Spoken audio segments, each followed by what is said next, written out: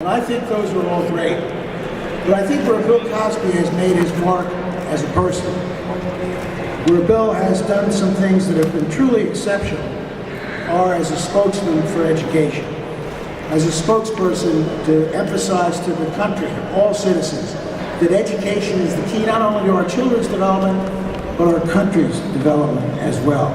It was for this reason that he received the Presidential Medal of Freedom awarded to him by President George W. Bush.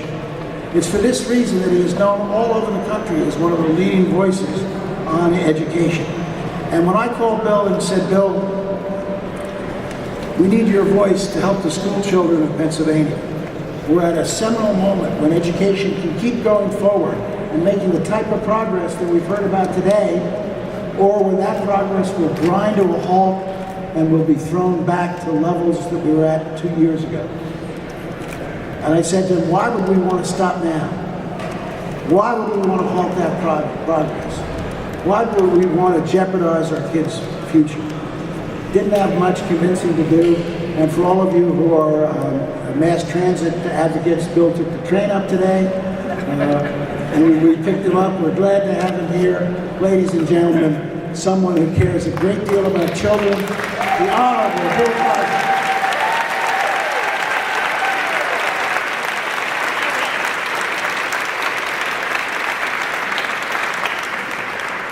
No more cuts.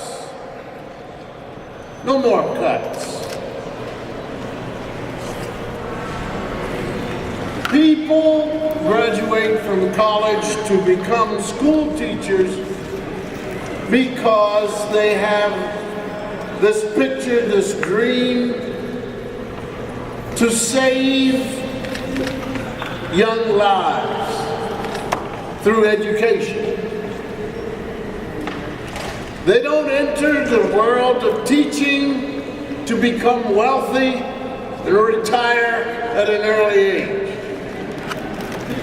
Many of them go on vacation no more than 5 blocks from where they live.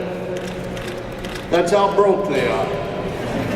Many of them take their salary to spend it on a student needing soap, needing paper to write on, needing paper to read something that is copied. Many teachers give of themselves, their time. Many teachers don't stop on the clock. They continue on. Many teachers text, email, send notes to parents asking, pleading to meet with them about their child. No more cuts. Politicians in their speeches always bring up the fact, elect me and I will do good things for education. 2 days after the swearing in, let me finish my speech. They talk about cuts.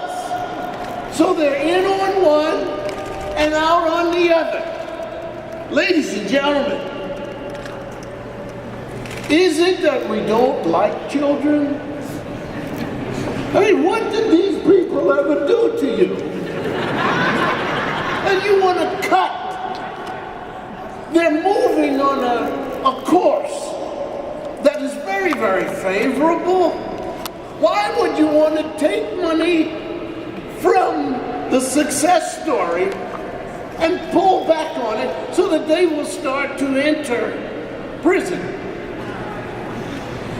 It costs $4,000 point something to educate a child a year.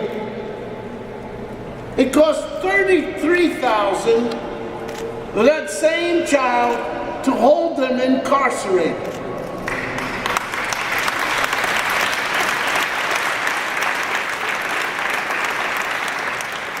We don't need common sense for that one.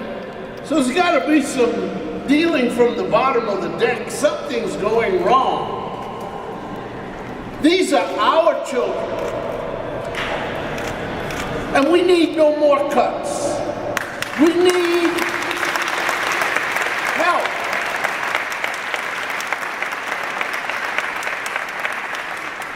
Every time you turn around, you say, well, we need, all right, then cut back on, and the children have no books.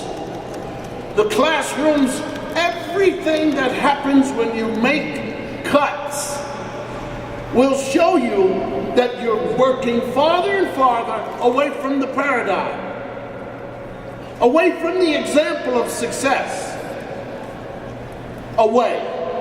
You're making our teachers feel inadequate. You're making our principals stumble through life because they have to explain to teachers that there is not this, there is not that. Schools today are required to do more than ever before because many, many neighborhoods do not supply any corrections for the children. And so it happens that these children come with baggage to our schools. And we need our teachers to feel the strength that they're being protected, that they're being loved by the state,